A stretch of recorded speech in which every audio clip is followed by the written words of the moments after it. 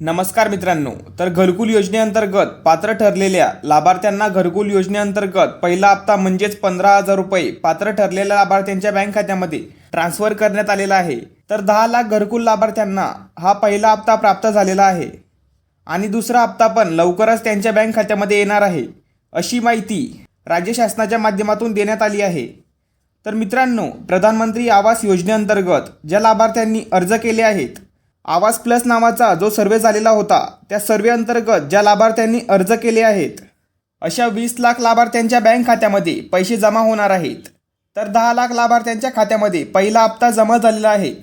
आता जे उर्वरित 10 लाख लाभार्थी आहेत, त्यांच्या बँक खात्यामध्ये पैसे जमा करण्यासाठी राज्य सरकारच्या माध्यमातून जो अर्थसंकल्पीय अधिवेशन सुरू आहे, यामध्ये केंद्र पुरस्कृत प्रधानमंत्री आवास योजना ग्रामीण सर्वसाधारण व अज घटकातील लाभार्थ्यांकरिता पुरवणी मागणीमध्ये 3,752.16 कोटी यासोबतच 2,779.5 कोटी एवढा निधी पुरवणी मागणीसाठी टिप्पणी देण्यात आली आहे।